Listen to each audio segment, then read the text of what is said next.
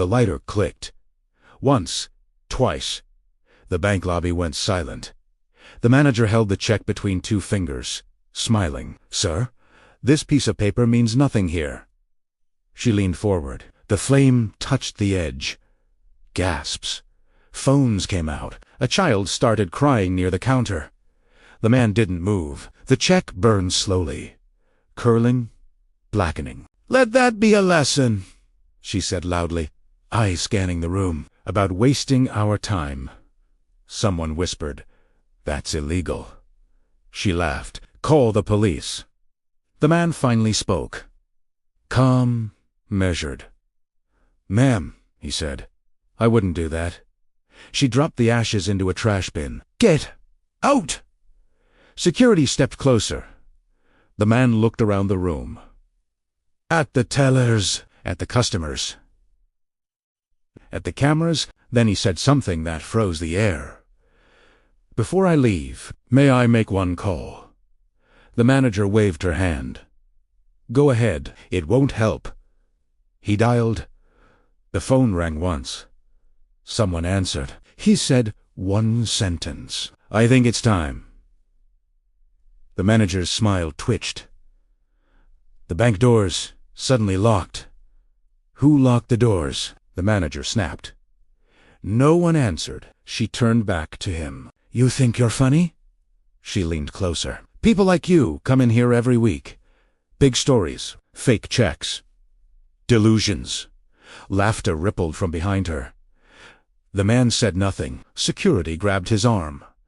"Careful," the man said quietly. The guard squeezed harder. "You don't tell me what to do." The manager pointed at his shoes. "You really thought someone dressed like that owns anything in this building?" A teller looked uncomfortable. The manager shot her a look, eyes forward. The man glanced at the wall clock, then at his phone. Still calm. A customer spoke up. That check looked real.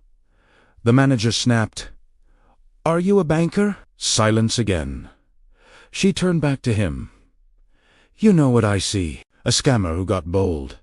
The man finally looked at her directly. "I see a woman," he said, who's about to wish she had listened.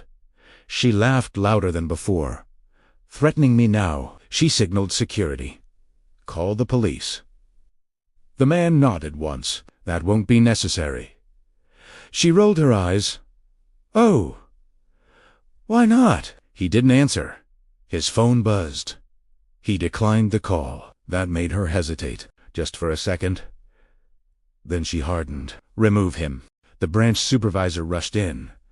Suit, badge, authority. Relief washed over the room.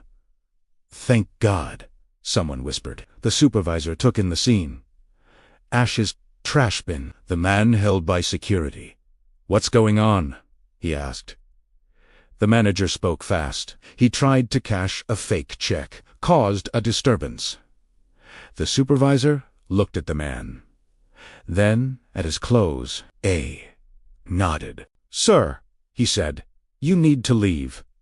The room deflated. The man smiled faintly. "Did you verify the check?" The supervisor sighed. "We don't need to." The manager crossed her arms. "Exactly."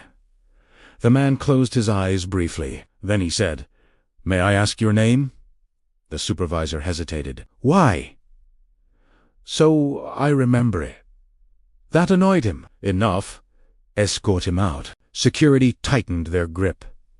The man stumbled slightly. Note from fear, from restraint. A woman in the crowd whispered, "This feels wrong." The manager smiled again. Victory. Then every screen in the bank went black. The man stood still as memories flooded in. Being followed in stores, being ignored at counters, being told to wait. He remembered his father teaching him patience. "Power doesn't shout," he used to say. "It waits." Years of silence. Years of building. Boardrooms where he was underestimated. He remembered the first time someone laughed at his name on a contract. They stopped laughing later. He endured humiliation because reacting early would cost him everything. Control mattered. Timing mattered. Back in the bank, The lights flickered. The manager frowned. "What's happening?" The man opened his eyes, still calm. "My mother cleaned offices like this," A sighed softly. "She taught me to observe." No one responded. "My father taught me ownership isn't about appearance." The supervisor shifted uncomfortably. The screens turned back on. A logo appeared. Not the bank's public logo. A private one. The manager swallowed. A teller whispered, That's the holding company."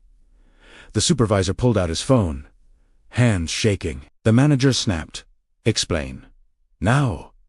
Before anyone could answer, the doors unlocked. Executives walked in. Suits darker than the room. They didn't look at the manager.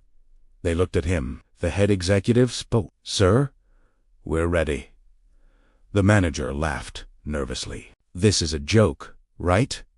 No one joined her. Security slowly released him.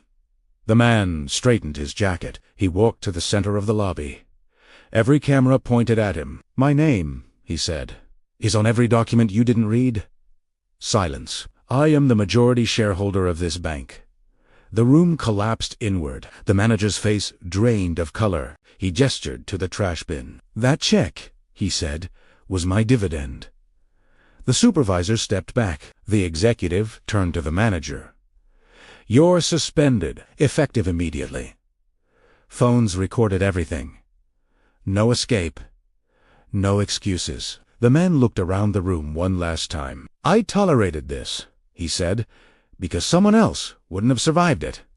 He turned to leave. At the door, he stopped. "Respect," he said quietly, "is cheaper than regret." He walked out. The bank remained silent.